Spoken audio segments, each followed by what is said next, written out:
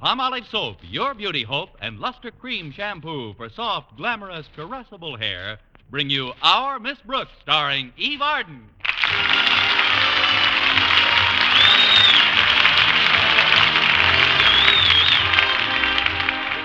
Our Miss Brooks, who teaches English at Madison High School, has always hoped that someday she would head her department.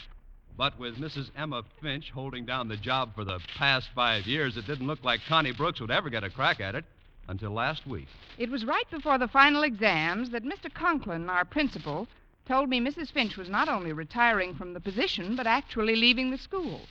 When I asked him why, he blushed and replied, because it's best for all concerned. Oddly enough, it was our bashful biology teacher, Mr. Boynton, who finally told me the reason. We were alone in his laboratory at the time, and he said, "Miss Brooks, Mrs. Finch is going to have a B.A.B.Y." I guess he put it that way so as not to embarrass some young rabbits who were listening. Anyway, Friday morning at breakfast, I was talking to my landlady, Mrs. Davis, about it. Well, what do you think, Mrs. Davis? Do you suppose I'll get the job? I can't see any reasons why you shouldn't, Connie. Honestly? But can you see any reasons why I should, Mrs. Davis? No, I can't see any of those either. It's up to Mr. Conklin to recommend the new department head to the Board of Education, isn't it? Yes, it is. Well, how do you stand with him? How do you mean, Mrs. Davis? Have you been, courteous, cooperative, obedient, and, respectful? No. And maybe I better forget the whole thing. Of course, it's not entirely up to Mr. Conklin's opinion of me personally. My work's got something to do with it, hasn't it? Frankly, Connie, your work should have everything to do with it. That's what I say. Maybe I better forget the whole thing. Are there any other English teachers at Madison who have been there as long as you have? Let's see. Yes, Miss Enright's been there about the same length of time, and she's been quite friendly with the Conklins, too. Of course, I have Mr. Conklin's daughter, Harriet, in my class, and we're great friends. Then that wouldn't influence Mr. Conklin any. Although Harriet's a pretty good pupil, thank goodness, and her marks have all been exceptionally high. That might count for something with the old... I wonder if he'll make his decision right away. He might leave the position open for a while. I wish I knew. But then there's no sense in brooding about it. I'm either to be head of the department or I'm not to be. Oh, thanks for reminding me, Connie. I must get 2 tickets for Hamlet today. I promised my sister Angela I'd take her to see it. Of course, even if I forgot about it, she'd probably never even mention it. She's so absent-minded, poor thing. The older she gets, the more forgetful she is. How old is she now, Mrs. Davis? Who?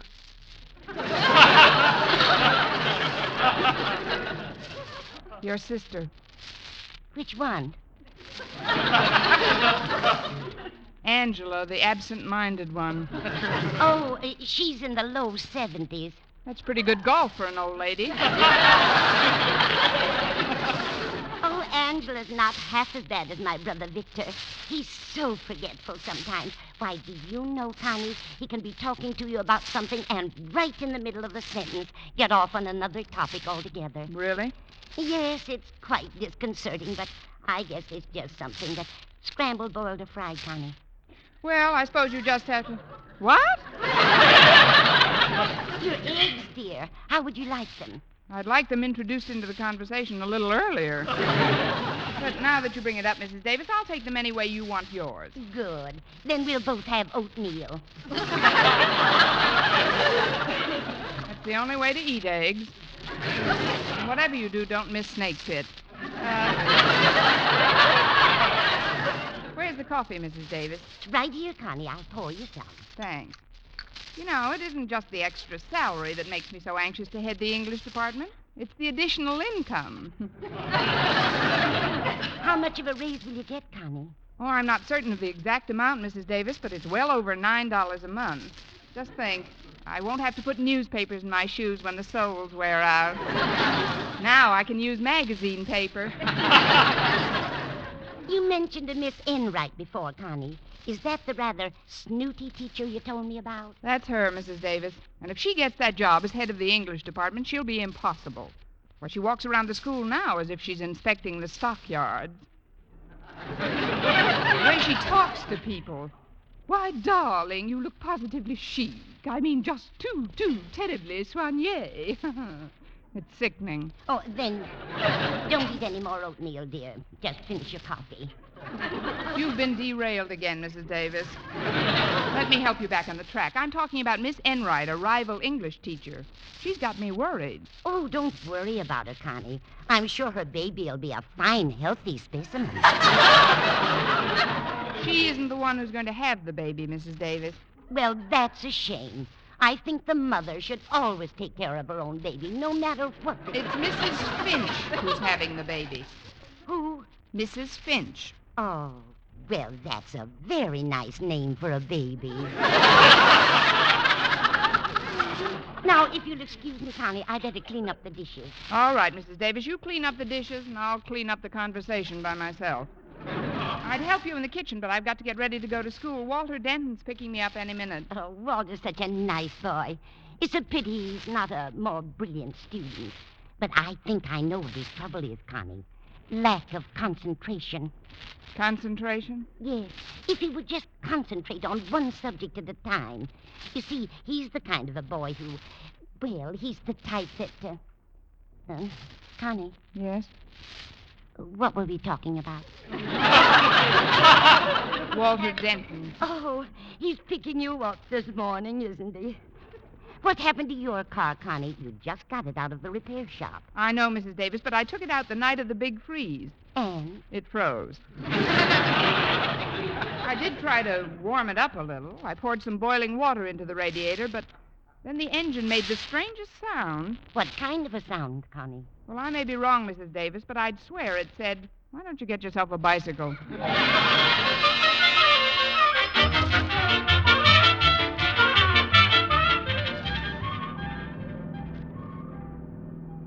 I'm glad you picked me up a little early this morning, Walter. Today may be a very important day in my life. Well, the importance of today or any day in your life, Miss Brooks, is only exceeded by your importance to your adoring pupils, of which, if I may be so bold, I consider myself one of the most worshipful and reverent. Amen. Thank you, Walter. There are things about you, Miss Brooks, character traits, I guess you'd call them, which are not to be found in any other teachers I've ever come into contact with. I just know that you are an eminently fair person. I also know that you're kind, gentle, and considerate of those who may not possess a superior mentality, which is obviously your birthright. What else do you know, Walter? That today you're giving us the final exams in English. I thought you were a little over-smitten with me this morning. Oh, I'm not trying to influence you to give me a better mark. Oh, no, I'd bend over backwards rather than curry favor. But I've actually studied for this test, Miss Brooks. Even Saturday, when Harriet dragged me to the movies, I took my books right up to the balcony with me. What were you studying, Romeo and Juliet? You're kidding me, Miss Brooks, but I'm serious. I really crammed in that movie. But how could you read in the dark? Oh, it isn't always dark. They have a 3-minute intermission between pictures. Well, that's plenty of time, especially if you were studying in shorthand. Of course, not knowing exactly what the questions are going to be about makes it a little tougher. Naturally. It's sort of a strain on a student not to know approximately the nature of the questions he should expect. That's true. And just because a student has been fortunate enough to make a personal contact with a teacher whom he not only admires and respects as a person, but whose integrity and honesty as an instructor he holds in such high esteem, there's no reason for him to presume that just because he drives her to school faithfully and promptly, she would relinquish just one tiny iota of that integrity and slip him a little advance information about the test. Is it? You're so right, Walter. I knew you'd react that way, Miss Brooks, but I just wouldn't have felt completely honest with myself if I didn't try to chisel a tip or two. Anyway, now that you've dummied up about the tests, maybe we... Excuse me, Walter. Now that I've what? Dummied up. It's a synonym of clammed up. When I don't want anyone to know something about something I know about, I always clam up. And you're the chowderhead who can do it. But, Walter, when I mentioned much earlier in the trip that this was an important day, I wasn't referring to the final exam. You weren't? No, I was thinking of Mrs. Finch. Oh, the head of the English department. The ex-head of the English department, Walter. Mrs. Finch is leaving Madison. Why? Because she's, Mrs. Finch is going to become a mother. Of who?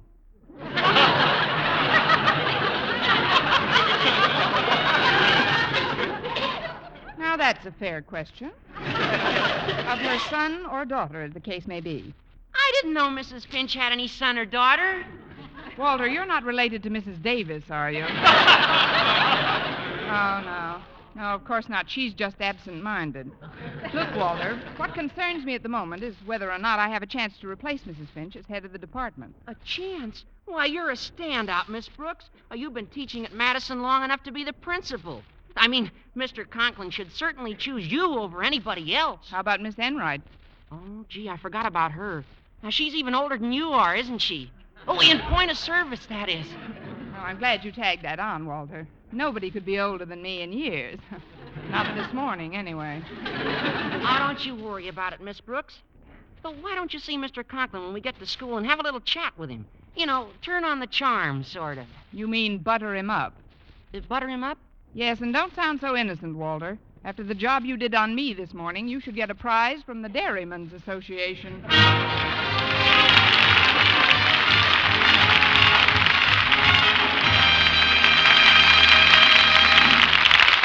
Our Miss Brooks, starring Eve Arden, will continue in just a moment. But first, here is Vern Smith. Regardless of age, skin type, or previous beauty care, doctors prove you too may win a lovelier complexion with Palmolive soap. But to win this lovelier complexion, you must stop improper cleansing. Instead, use Palmolive the way doctors advised. 36 doctors, leading skin specialists, advised using Palmolive soap this way for 1,285 women with all types of skin. Young, old, dry, oily, normal. And using Palmolive soap alone, nothing but Palmolive, 2 out of 3 won lovelier complexions. Oily skin looked less oily. Dull, drab skin, wonderfully brighter. Coarse-looking skin appeared finer. Even tiny blemishes, incipient blackheads, disappeared or improved. Now, here's what the doctors advised. Wash your face with Palmolive soap 3 times a day. Massage with Palmolive's wonderful beauty lather for 60 seconds each time to get its full beautifying effect. Then rinse. Look for improvement in your complexion within 14 days. For doctors prove this way, using Palmolive alone, really works. So forget all other beauty care. Get Palmolive soap and start today to win a lovelier complexion. For loveliness all over, use big, thrifty bath-size Palmolive in your tub or shower.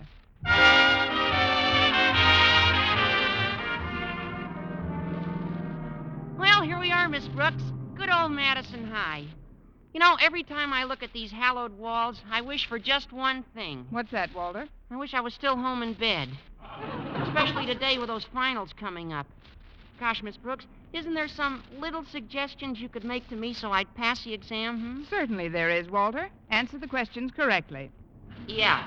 Well, you better get off here, Miss Brooks, and I'll go park the car. All right, Walter. Thanks for the lift. And good luck today. Oh, thank you, Miss Brooks. And good luck with Mr. Conklin.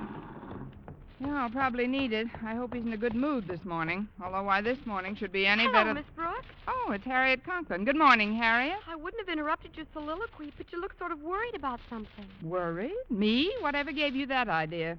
Your complexion. It's not as ruddy as it usually is. Oh, that's just from the new powder base I'm using. It's called Elephant Wallow Gray. Actually, though, I do have something on what's left of my mind, Harriet. It's Mrs. Finch. She's leaving the school. Yes, I know. I heard she was going to have a B.A.B.Y. Who told you? Mr. Boynton. That figures. But, Harriet, as you must know, you've always been one of my favorite pupils. I'm glad you feel that way, Miss Brooks. You're my very favorite teacher. Thanks. I'm very fond of your mother, too. I know. And she's terribly fond of you, Miss Brooks. I'm glad. Then there's your father. Yes, I know. Well, Harriet, do you think that I was going to... Well, that is... Well, what are you trying to ask me, Miss Brooks? Do you think he's warm enough for buttering this morning? At least you think I should have a little talk with him in his office. About what? Well, somebody's got to replace Mrs. Finch as head of the English department, and I figured... But of course you'll get it. Is that from the horse's mouth or just rumor? I mean, did you happen to overhear anything that... Look, Harriet, I don't want anybody to intercede for me because of any personal relationship we may have built up between us. What I'm trying to say is, well, I wouldn't want any principal's daughter, not even a clever, bright, pretty, industrious, talented, intelligent one like yourself, to become a fifth column for me. Golly, Miss Brooks, nothing I could say would sway Daddy 1 inch. In fact, Mother and I bend over backwards rather than suggest anything about his duties at school. But I'm so sure you're our next head of the English department that I've even written a little poem about it. Care to hear it? Well, if you don't think it'll put the whammy on me. Jinx anything. Listen. To the head of the English department about to be, I present this little tribute to you from me. In class, you're good-tempered and don't fume or fret. But when it comes to our homework, you sure make us perspire. And in the forthcoming exams, whether I'm first or last, my feelings for you will be the same, especially if I've passed. So, Miss Brooks, all hail to the head of the English department about to be. Well, what do you think of it, Miss Brooks? It won't send Carl Sandburg screaming into the hills, Harriet, but it's a lovely sentiment. Now, before I go into your father's lair, office, could you tell me what kind of a mood he's in? Frankly, Miss Brooks, it isn't too good. When the newsboy that delivers our paper came around for the money this morning, Daddy bit his head off. Fine. Then he should be too full to take a bite out of me.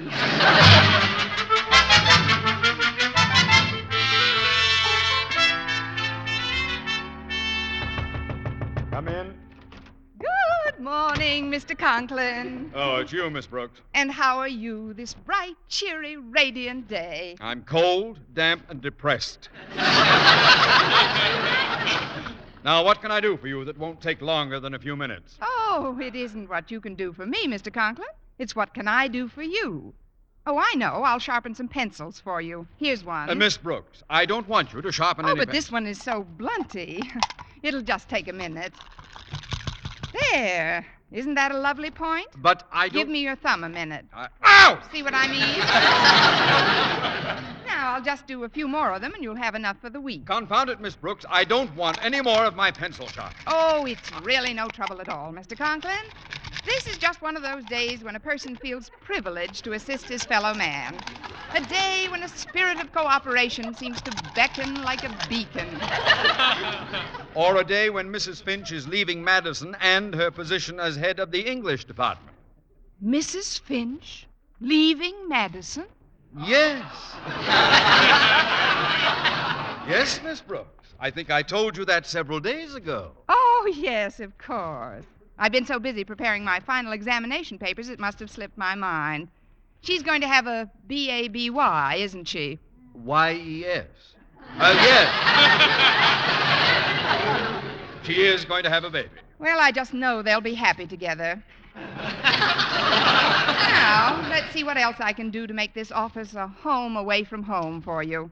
I know. I'll just rinse out this pen wiper for you. That happens to be a blue pocket handkerchief I got for Christmas. Must have fallen out of my coat. Oh, then I'll tuck it back in for you. May I say you have a lovely eye for color combinations, Mr. Conklin? It goes so well with this pretty purple tie you've got on. But it seems a little loose around your neck. Let me tighten it a bit. There. Miss Brooks. There, that's better. Now you're both the same color. See here, Miss Brooks. I don't know what you expect to get Oh, from I this. must clean off that desk of yours, Mr. Conklin. And why in the world does that big open inkwell have to be perched right in the middle of everything? Because I like it that way. Now listen to me, young one. I'll have things in shape in no time. First, we'll move these papers next to the inkwell, and then... Oh. Now, where is the inkwell perched, Miss Brooks? Oh, don't worry about that, Mr. Conklin. Ink is good for the rug. Or is that ashes? Well, anyway, I'll go get a mop and... Sit down, Miss Brooks. Sit down? Yes. As you know, I spent considerable time in the Army as a major. Yes, I know, Mr. Conklin. And it always gave me a great feeling of security to know that somebody like you... Quiet! Yes, sir. Sorry, sir. At ease. Now then, Miss Brooks, from my Army experience, it's obvious to me that you are bucking for something. Bucking, Mr. Conklin? It's a colloquialism, Miss Brooks. It means that in order to gain some end of your own, you are acting like an eager beaver. Want some pencil sharpened? No! I'll tell you the truth, Mr. Conklin. I just wanted to butter you up. Now what? Come in. Good morning, Mr. Conklin. Well, it's Miss Enright. Oh, and Miss Brooks is here, too. How nice. Darling, you look positively chic. I mean, just too terribly soigné. Thanks, loads. But what are you doing in school so early, darling? You're usually tearing into your room like a mad thing minutes after the bell is rung. You must have telescopic vision to see me from the bus you're just catching at that time. What can I do for you, Miss Enright? Oh, it isn't what you can do for me, Mr. Conklin. It's what can I do for you? Oh, I know. I'll sharpen some pencils for you, Mr. Conklin. Thanks, just the same, Miss Enright. Or but maybe I could straighten out your desk. Oh, heavens, what happened to this inkwell? I already straightened out his desk. Well, don't worry about it, Mr. Conklin. I'm sure you can pick up another rug like that for $500 or $600. Oh, before I forget, I'd like you to have these woolen socks. I knitted them myself. But, Miss Enright, It was a labor of love, Mr. Conklin. I worked on these socks just every available moment I wasn't faithfully discharging my duties as an English teacher. They're merely a slight expression of my gratitude for having been granted the privilege of working for such a warm, kindly, and considerate boss as yourself. This kid melts it before she spreads it on.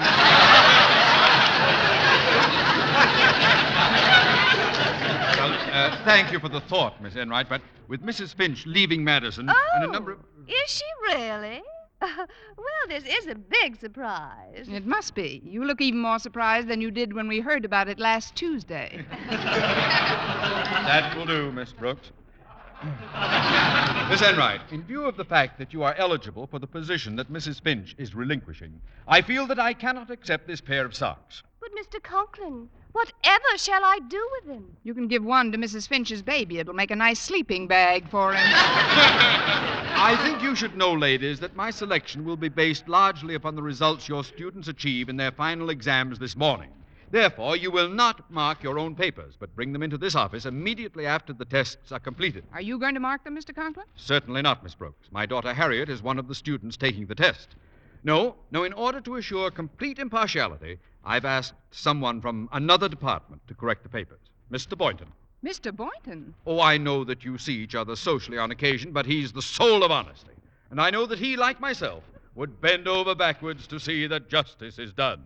Who's teaching everybody to bend over backwards? Arthur Murray?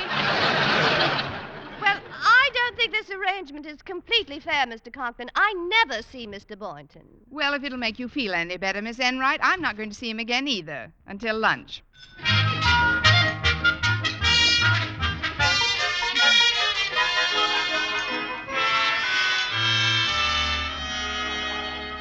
If you'll just tell me what you want, Miss Brooks, I'll take your tray. Oh, I'm too nervous to eat anything right now, Mr. Boynton. I'll wait until I find out the result of this morning's exam. The one you're marking, Mr. Boynton.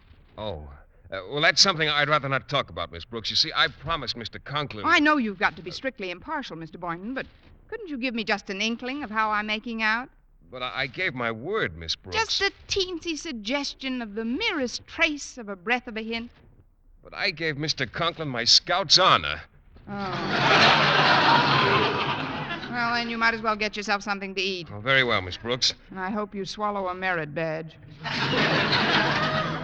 you are, dear Mr. Boynton. Oh, hello, Miss Enright. May I share this table with you? The cafeteria's awfully crowded today. Oh, I don't see why not, Miss Enright. I do. Oh, hello, darling. Oh, Mr. Boynton, before I forget, I'd like you to have these woolen socks. I knitted them especially for you. Socks? I don't think I should, Miss Enright. You see, I'm still judging your examination papers, but thanks just the same. Now, if you'll tell me what you'd like to eat. Well, let me see. Oh, I see they have turkey today. Would you get me a drumstick, Mr. Boynton? Why don't you get 2 drumsticks and put the socks on them?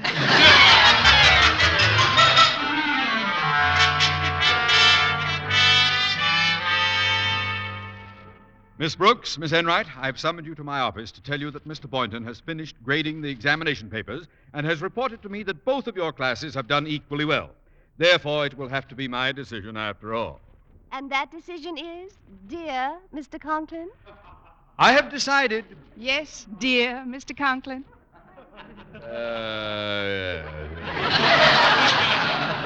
I have decided that for the coming fiscal year, I shall save the Board of Education exactly $9.85 per month.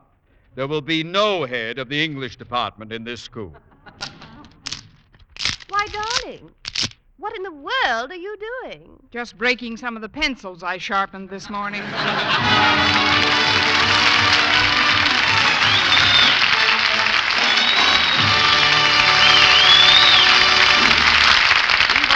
Our Miss Brooks returns in just a moment, but first... Dream girl, beautiful luster cream girl. Tonight, show him how much lovelier your hair can look after a Luster Cream shampoo. Only Luster Cream brings you Kay Dumit's magic formula blend of secret ingredients plus gentle lanolin. Gives loveliness lather even in hardest water. Glamorizes your hair as you wash it. Luster Cream. Not a soap, not a liquid, but a dainty cream shampoo. Leaves hair fragrantly clean, free of loose dandruff, glistening with sheen. Soft, manageable. Gives new beauty to all hairdos or permanents. 4-ounce jar, $1. Smaller sizes, either tubes or jars. Tonight, try Luster Cream Shampoo and be a Dream girl, beautiful luster cream girl. You owe your crowning glory to a luster cream shampoo. And now, once again, here is our Miss Brooks. Well, I was a little depressed about not getting the job as head of the English department, but I perked up the following night when Mr. Boynton came by and took me to the movies. As we got to the theater, he stepped up to the box office. 2 tickets, please. Here, Mr. Boynton, let me buy my own ticket. Why, Miss Brooks, I wouldn't think of it. Well, that's very nice. You can pay me for yours when we get inside. Thank you, and good night, Diamond Jim Boynton.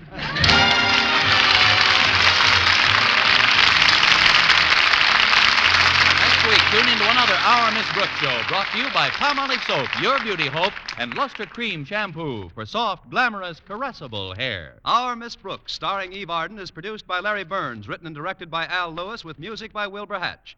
Mr. Boynton is played by Jeff Chandler, Mr. Conklin by Gail Gordon. Others in tonight's cast were Jane Morgan, Dick Crenna, Gloria McMillan, and Mary Jane Croft.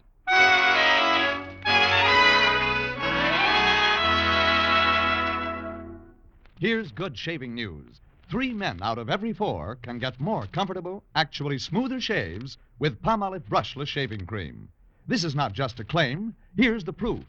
1,297 men tried the Palmolive brushless way to shave described on the tube. And no matter how they shaved before, 3 men out of every 4 got more comfortable, actually smoother shaves. Try Palmolive brushless yourself. See if you don't get more comfortable, actually smoother shaves the proved Palmolive brushless way. Here is an important message that concerns all of us. Last year, 26,000 children were stricken by infantile paralysis. All of us can help fight infantile paralysis by joining the March of Dimes now. Send your dimes and dollars to your local March of Dimes headquarters. Don't put it off. Join the March of Dimes today. For mystery liberally sprinkled with laughs, listen to Mr. and Mrs. North, the exciting, fun-packed adventures of an amateur detective and his beautiful wife.